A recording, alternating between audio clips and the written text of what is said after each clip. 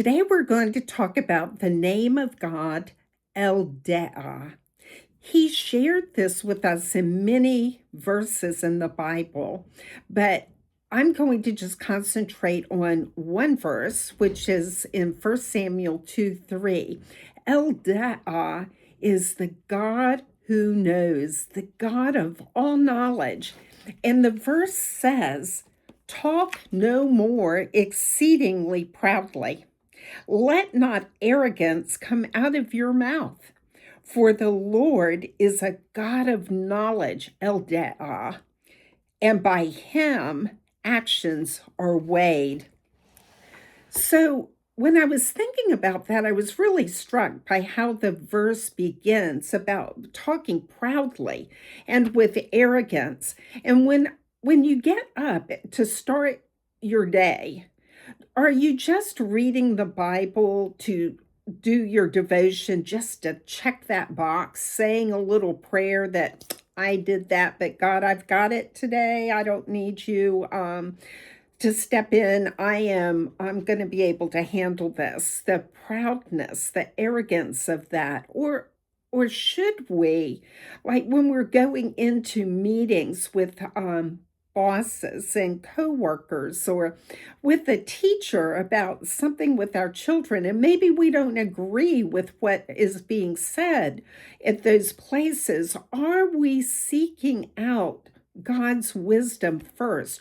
Are we taking a moment to pray and ask God, what is it that you would have me do in this moment? Because our God has all knowledge of the past, of the present. He has given us so much prophecy. We know He is the God of the future. And am I just in a rut in my life of not opening myself up to receive His wisdom about things every day? And the Bible talks about in the last days, knowledge will increase. And I was struck by the fact that knowledge may be increasing, but wisdom is not mentioned to be increasing. And when we first split the atom, we had a massive explosion.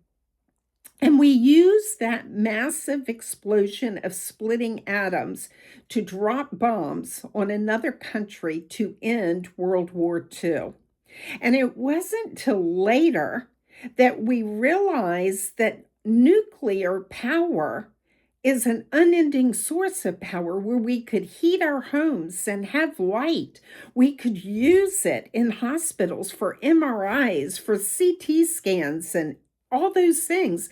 But the wisdom of what to do with that did not come till after the knowledge of splitting that atom destructively. So when I was thinking about our Deah, we have access to the God of all knowledge, all wisdom. And are we positioning ourselves every day to come to our sovereign God in prayer? Because He knows what is planned for us to face today. He knows what He has written in His book of remembrance for what it is that He wants us to do. Are we willing to yield to His wisdom?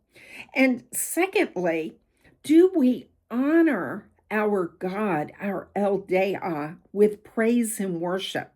Because we see, like with Paul and Silas in prison, that when they were praising God and honoring Him, that's when the angel came and unlocked the gates of the prison. So maybe we should be putting on some praise and worship music, or praying with dancing in our hearts. David danced before the Lord because that is a way for us to acknowledge God is sovereign. Our Deah has all knowledge and all wisdom.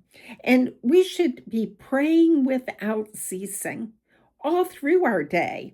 So that we can bring God's salt and his light into every situation.